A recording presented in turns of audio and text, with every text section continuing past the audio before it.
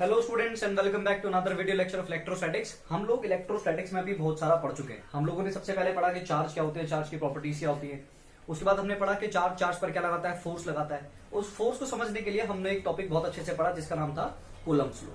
फिर हमने उसी कूलम्ब्स लॉ को वेक्टर फॉर्म में देखा और फिर मैंने तुम्हें इसी के ऊपर कुछ फंडामेंटल क्वेश्चंस कराए। और आज ही मैंने तुमको एक असाइनमेंट सेंड किया है जिसमें बहुत सारे बढ़िया बढ़िया लेवल के क्वेश्चन है, हैंड पिक्ड के क्वेश्चन, एक एक तुम सॉल्व करोगे, बहुत सारा कॉन्सेप्ट उसमें लगने वाला है। ठीक है, तो अब हम क्या करते हैं, इसी में आगे चलते एक बढ़िया कॉन्सेप्ट स्टार्ट करते हैं जिसका नाम है इलेक्ट्रिक फील्ड। सबसे ज्यादा इंपॉर्टेंट टॉपिक अगर चैप्टर्स में काउंट होते तो उनमें से एक टॉपिक ये है इलेक्ट्रिक फील्ड। तो इलेक्ट्रिक फील्ड कुछ याद आ रहा है क्या? इससे मिलता जुलता कुछ तुमने क्लास 11th में ग्रेविटेशन नामक चैप्टर में ही पढ़ा है। ग्रेविटेशन में आपने पढ़ा ग्रेविटेशनल फील्ड, याद आ रहा है कॉन्सेप्ट? एक मास के चारों तरफ का वो इलाका जहां तक यदि कोई और मास वाला पार्टिकल आ जाए तो वो ग्रेविटेशन फोर्स ऑफ अट्रैक्शन क्या करेगा, महसूस करेगा। बिल्कुल सेम उसी कॉन्सेप्ट को कंटिन्यू करते हुए यहाँ पर है इलेक्ट्रिक फील्ड जो हमको पढ़ना है। अब तुमको पता है कि इलेक्ट्रिक का मतलब क्या होता है? इलेक्ट्रिक का मतलब होता है चार्ज से, और फील्ड का मतलब क्या होता है? फील्ड का मतलब होता है इलाका। यानी कि अगर मैं दोनों को कंबाइन करूं, यानी कि हम क्या पढ़ने वाले हैं, चार्ज का इलाका। अब मुझे बताओ चार्ज के इलाके का मतलब क्या होगा, या किसी के भी इलाके का मतलब क्या होता है। फॉर एग्जाम्पल स्कूल जो इलाका है, अगर मान ले किसका इलाका है, प्रिंसिपल का इलाका है, तो क्या प्रिंसिपल की स्कूल में चलती है क्या? बिल्कुल चलती है। अगर प्रिंसिपल कहीं पर बैठा हुआ है तो उसके सामने अगर तुम हो तो तुमको बिल्कुल डिसिप्लिन में रहना पड़ेगा। अगर तुम कुछ भी उल्टा सीधा करोगे तो तुम पर क्या लग सकता है, फोर्स लग सकता है। अगर तुम उसी से थोड़ा और दूर चले जाओ, पीछे की तरफ चले जाओ, बिल्डिंग के पीछे, क्या तुम वहां थोड़ा बहुत कुछ शैतानी या नोटिनेस कुछ कर सकते हो क्या? बिल्कुल कर सकते हो। लेकिन अगर वहां पकड़े गए तो फोर्स तो वहां पे लगेगा। अब तुम थोड़ा ग्राउंड के बिल्कुल एंड में चले गए, बिल्कुल लास्ट में स्कूल से अलग ग्राउंड में बिल्कुल पीछे खड़े, वहां अगर तुम कुछ करो, दोस्त के साथ झगड़ा हो गया, कुछ हो गया, तो ऑफिस तक पहुंचने में शायद देर लगे, तो फोर्स भी क्या लगेगा, कम लगेगा। यहां पर मैं तुमको एक बड़ी इंपॉर्टेंट चीज बताने वाला हूं कि जिसकी वजह से फोर्स लग रहा है उससे डिस्टेंस बड़ा इंपॉर्टेंट हो जाता है। चलो स्टार्टिंग से हम लोग सीखते हैं। तो चार्ज के इलाके का मतलब क्या हो गया, एक चार्ज के चारों तरफ एक ऐसा इलाका है, स्फेरिकल शेप में आप इसको सोच सकते हो, पूरा का पूरा 3D, ऐसा नहीं सिर्फ प्लेन आप एरिया वाइज इसको सोचो, 3D। एक चार्ज पार्टिकल के चारों तरफ का वो इलाका जहां तक यदि कोई और चार्ज पार्टिकल आ जाए तो क्या करेगा, फोर्स एक्सपीरियंस। हमने पढ़ा कूलम्ब्स लॉ में कि एक चार्ज पार्टिकल के पास अगर कोई भी दूसरा चार्ज पार्टिकल होगा किसी भी सेपरेशन पर, तो उस पर वो कुछ ना कुछ फोर्स तो जरूर लगाएगा, चाहे बिल्कुल कम लगाए चाहे बहुत तगड़ा लगाए, वो डिपेंड करता है डिस्टेंस पर और उनके चार्जेस पर, वो हमने पढ़ लिया है। ठीक है ना? तो किसी भी चार्ज के चारों तरफ का वो इलाका जहां तक यदि कोई और चार्ज पार्टिकल आ जाएगा तो वो क्या एक्सपीरियंस करेगा, फोर्स एक्सपीरियंस करेगा ना। Force may be of attractive type और may be of repulsive type, that is solely dependent upon the nature of the charges जो कि इन्वॉल्व हैं प्रोसीजर में। अगर एक पॉजिटिव और दूसरा भी पॉजिटिव है तो दोनों आपस में क्या करेंगे, repel, like charges repels each other while the unlike charges attract each other. तो अगर इसको मुझे डिफाइन करना है कि what do you mean by electric field, तो it is pretty simple. How we can define electric field? Sir it may be defined as the region, it may be defined as the region around the source charge. आप ध्यान से सुनो, source charge का मतलब क्या होता है? जब भी कभी हम फिजिक्स में सोर्स चार्ज लिखेंगे तो इसका मतलब क्या है, जो चार्ज अंडर कंसिडरेशन है, जो चार्ज अंडर कंसिडरेशन है उसी को हम क्या बोलते हैं, सोर्स चार्ज बोलते हैं। क्या बोलते हैं, सोर्स चार्ज। यानी कि जिसका इलाका आप पढ़ रहे हो, जिसकी वजह से जिसको आप स्टडी कर रहे हो, चाहे वो कितना भी छोटा हो चाहे कितना ही बड़ा चार्ज हो, आप जिस चार्ज को स्टडी कर रहे हो वही आपके लिए क्या बन जाता है, सोर्स बन जाता है। उसके लिए बाकी जो भी कोई चार्ज पार्टिकल आएगा उसको हम क्या बोलेंगे, उसको बोलेंगे टेस्ट चार्ज। इसको हम क्या बोल सकते हैं, सोर्स के अलावा, यानी कि सोर्स के अलावा जो भी चार्ज पार्टिकल होगा उसको हम क्या बोलेंगे, टेस्ट चार्ज। यानी कि दो चार्ज पार्टिकल हम लोग यहां कंसिडर करेंगे, ज्यादा भी हो सकते हैं, एक सोर्स होगा, बाकी सभी क्या होंगे, टेस्ट चार्ज पार्टिकल्स होंगे। तो सोर्स चार्ज के चारों तरफ का वो 3 डायमेंशनल एरिया या इलाका जहां तक यदि कोई और चार्ज पार्टिकल अगर आ जाए तो वो क्या एक्सपीरियंस करेगा, फोर्स गारंटेड एक्सपीरियंस करेगा। तो वो इलाका जहां तक फोर्स एक्सपीरियंस करेगा उसको क्या बोलते हैं, इलेक्ट्रिक फील्ड। उससे बाहर अगर वो बाहर चला जाए, यानी कि फील्ड में नहीं है, फील्ड में नहीं है, यानी कि फोर्स नहीं लग सकता। क्या तुमको समझ में आएगा नहीं है? यानी कि अगर हम इसको डिफाइन करूं तो एक बार मैं इसको लिख देता हूं ताकि तुम लोगों को लिखने में इसमें आसानी रहे थोड़ा सा। It may be defined as the region, sir ये और कुछ नहीं होता, इलाका होता है। रीजन मतलब एरिया, रीजन अराउंड, किसके चारों तरफ, around the source charge, up to which, जहां तक, अप टू विच, कौन सा force, electrostatic, up to which the electrostatic force of attraction. अब अट्रैक्शन का हो सकता है और रिपल्शन, भाई रिपल्शन का भी तो हो सकता है दोनों चार्जेस कैसे रहे हो, सोर्स और टेस्ट दोनों सेम चार्जेस रहे हो, सिमिलर चार्जेस रहे हो, तो यानी कि वो क्या करेंगे दूसरे को रिपेल भी कर सकते हैं। और repulsion, the electrostatic force of attraction और repulsion can be experienced by any other test charge, by any other test charge. देखो क्या तुमको ये बात बिल्कुल क्लियर होती है, यहां तक के सेगमेंट में तुमको ये बहुत अच्छे से आ जाना चाहिए कि इलेक्ट्रिक फील्ड का मतलब क्या होता है। फॉर एग्जांपल हमारे पास ये वो चार्ज है जिसकी हम स्टडी कर रहे हैं, let this charge be Q. Capital Q का मतलब हमेशा मैं जनरली क्या मानूंगा, कैपिटल क्यू को हमेशा क्या मानने वाला हूं, सोर्स चार्ज मानने वाला हूं, सोर्स चार्ज। और इसके चारों तरफ का जो भी इलाका होगा जहां तक इसका फोर्स एक्सपीरियंस किया जा सकता है, उस इलाके को सारे को मैं क्या बोलूंगा, दैट इज इलेक्ट्रिक फील्ड। क्या बोलेंगे, इलेक्ट्रिक फील्ड। सपोज कोई चार्ज पार्टिकल, छोटा चार्ज पार्टिकल हमारे पास यहां पर है, क्यों, मुझे बताओ क्या अभी इसकी वजह से क्या इलेक्ट्रोस्टैटिक फोर्स ऑफ अट्रैक्शन या रिपल्शन महसूस कर रहा होगा। देखो प्रैक्टिकल अगर बात करें तो इलेक्ट्रोस्टैटिक फोर्स ऑफ अट्रैक्शन और रिपल्शन इन्फिनिटी तक लगता है, कहां तक, इन्फिनिटी तक। लेकिन हम ये देखते हैं कि कहां तक इफेक्टिव है, महसूस ज्यादा हो रहा है, ठीक है ना। तो यहां से कंसिडरेबल अमाउंट में स्टार्ट हो जाएगा, तो यहां से क्या स्टार्ट हो गई फील्ड। अगर मैं यहां पर चार्ज पार्टिकल रखूं तो कितना फोर्स एक्सपीरियंस करेगा, नेग्लिजिबल, और यू से जीरो। अगर थोड़ा सा और आगे ले आऊं, अब भी नहीं। लेकिन अगर ये चार्ज पार्टिकल किसी भी तरीके से इस फील्ड के अंदर यहां पर आ जाए, तो क्या ये और ये, मान लो ये पॉजिटिव चार्ज है, तो क्या दोनों चार्ज पार्टिकल आपस में एक दूसरे पर कुछ फोर्स अप्लाई करेंगे या नहीं करेंगे, बिल्कुल करेंगे। अब इनके बीच में जो सेपरेशन है और इनके जो चार्जेस है उस पर डिपेंड करेगा कितना फोर्स लगाएंगे। अच्छा, F बराबर K Q1 Q2 upon R square, इनमें पढ़ रखा अच्छे से। और दोनों क्या एक दूसरे पर इक्वल एंड अपोजिट फोर्स लगाते हैं। अच्छा, एक मिथ है वो दिमाग से निकाल देना। कई बार अभी सोचते हैं कि सोर्स चार्ज टेस्ट चार्ज पर ज्यादा फोर्स लगाता होगा और टेस्ट चार्ज जो है सोर्स चार्ज पे कम फोर्स लगाता होगा, ऐसा बिल्कुल दिमाग से निकाल देना। क्योंकि चार्ज पर ऐसे डिपेंड नहीं करता, दोनों के प्रोडक्ट पर डिपेंड करता है। यानी कि जितना फोर्स ये बड़ा चार्ज छोटे चार्ज पर लगाएगा, इतना ही फोर्स ये छोटा चार्ज उस बड़े चार्ज पर लगाएगा। जरूरी नहीं कि सोर्स चार्ज हमेशा बड़ा हो, सोर्स चार्ज 1 कूलम हो सकता है जो टेस्ट पार्टिकल है, टेस्ट चार्ज है, दैट टेस्ट चार्ज का जो मैग्नीट्यूड हो सकता है वो can be greater than source charge. 1 coulomb का आपने सोर्स चार्ज माना और 1000 कूलम का टेस्ट चार्ज आ गया, तो बिल्कुल पॉसिबल है।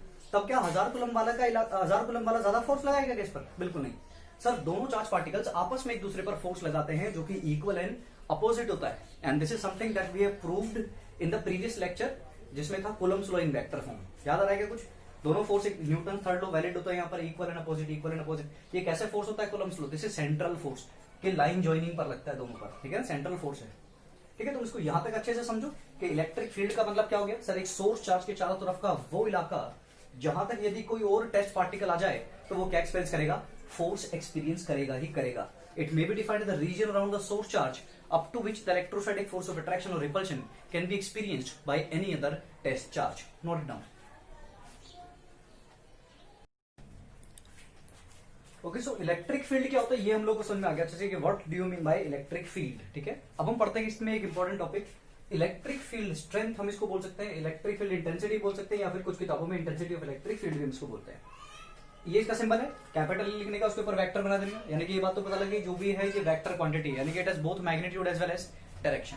अब समझो तो इलेक्ट्रिक फील्ड स्ट्रेंथ को कैसे शुरू करें। सबसे पहले हम क्या करते हैं, इसको डिफाइन करते हैं। पहले सारा फॉर्मेलिटी वाला काम खत्म करते हैं और फिर हम इसको अच्छे तरीके से समझेंगे ताकि दिमाग में बैठ जाए। It may be defined as the force experienced by per unit test charge at a point in electric field। Electric field में किसी भी एक पर्टिकुलर पॉइंट पर अगर मैं 1 कूलम चार्ज रख दूं तो उस पर कितना फोर्स लगेगा। क्या कह रहे हो, टफ लग रहा है? धीरे धीरे सब समझ आएगा, चिंता मत करो, ठीक है ना। एक बार इसकी डेफिनेशन के हिसाब से जो ये कहता है बिल्कुल उसी तरीके से हम कर लेते हैं। सर इलेक्ट्रिक फील्ड को इसने कहा electric field vector may be defined as force experienced, force is also vector quantity, force experience by per unit test charge. अब टेस्ट चार्ज को मैं हमेशा किससे दिखाता हूं, क्यू से।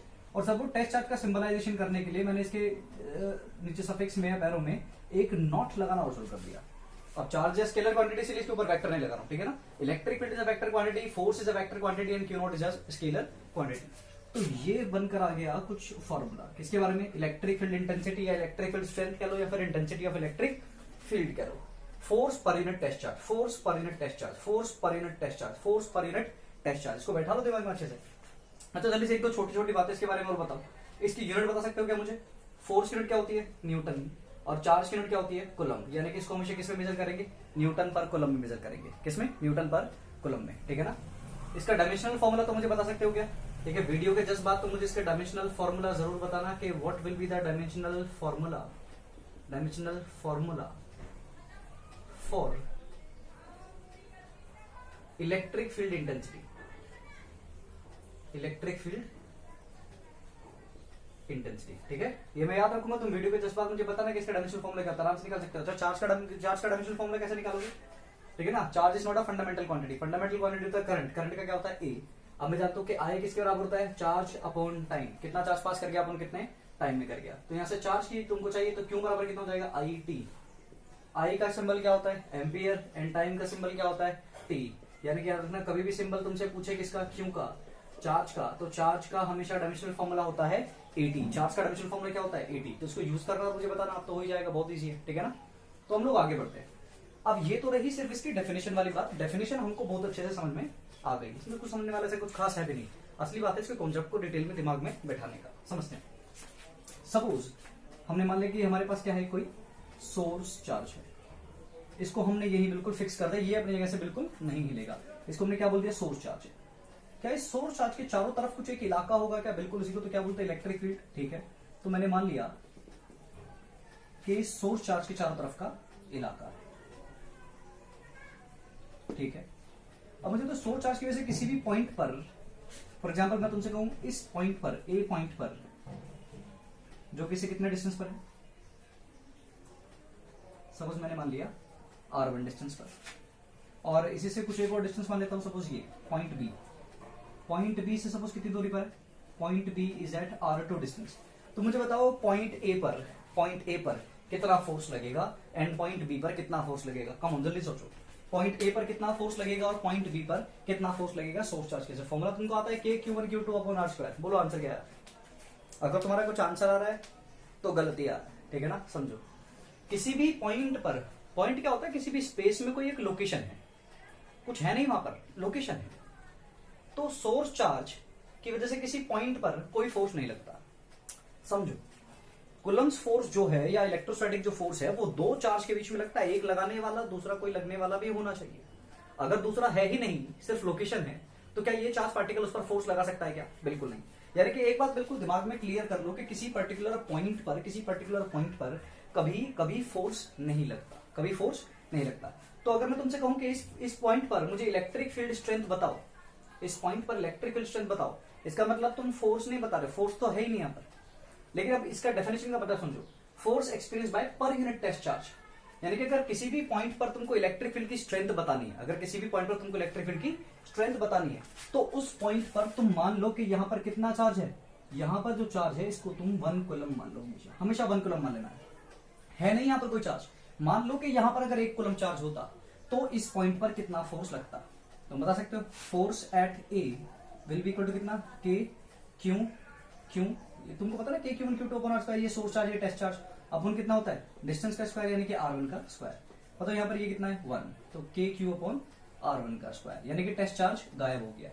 मतलब क्योंकि इसको हमने कितना मान रखा है? 1, और 1 की मल्टीप्लाई करो वापस वही आता है। अच्छा इस पॉइंट पर बताओ, बी पॉइंट पर, तो बी पॉइंट पर इलेक्ट्रिक फील्ड कितनी है? सर फोर्स नहीं हो सकता, इलेक्ट्रिक फील्ड पता लगा रहे। तो इलेक्ट्रिक फील्ड का मतलब तुम यहाँ पर क्या मान लो कि सपोज फिर से क्या है, 1 कूलम चार्ज यहाँ पर रखा हुआ है पॉइंट बी पर, और इस पर बताना कितना फोर्स है। तो बताओ, force at point B is equal to k Q source charge, test charge upon दूरी कितनी है? R2 का स्क्वायर, ठीक है।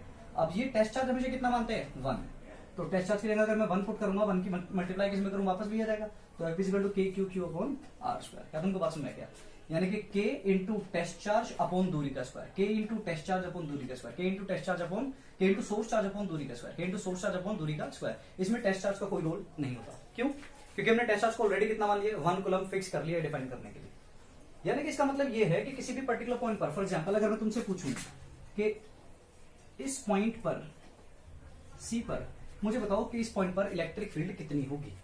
जब भी मैं तुमसे कुछ ऐसा सवाल पूछूं कि इस पॉइंट पर इलेक्ट्रिक फील्ड स्ट्रेंथ कितनी होगी, इसका मतलब तुम समझो, मैं तुमसे पूछ रहा हूं कि अगर यहां पर 1 कूलम चार्ज आ जाए तो उस पर कितना फोर्स लगेगा। क्या तुमको समझ में आएगा?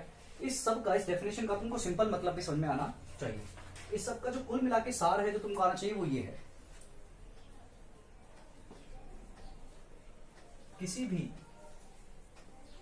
पॉइंट पर इलेक्ट्रिक फील्ड इंटेंसिटी का मतलब होता है कि अगर यहां पर 1 कूलम चार्ज होता, अगर यहां पर 1 कूलम चार्ज होता, सी पॉइंट पर इलेक्ट्रिक फील्ड इंटेंसिटी बताओ, तो इसका मतलब क्या है? अगर यहां पर 1 कूलम चार्ज होता तो उस पर कितना फोर्स लगता? 1 कूलम चार्ज पर, यहां पर 1 कूलम चार्ज पर कितना फोर्स लगता है?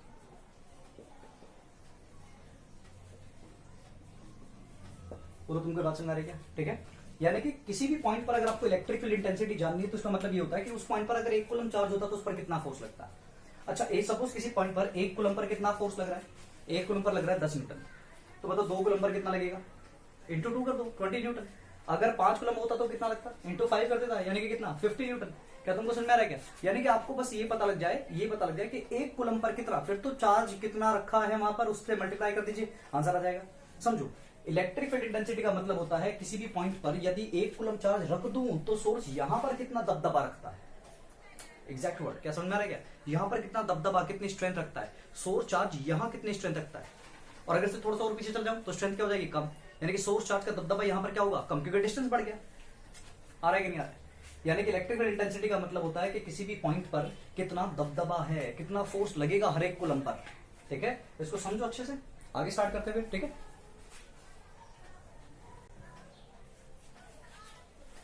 Okay. So electric field intensity क्या होता है ये तो तुमको आ गया। ठीक है, तो याद हो जाना चाहिए force per unit test charge, force per unit test charge.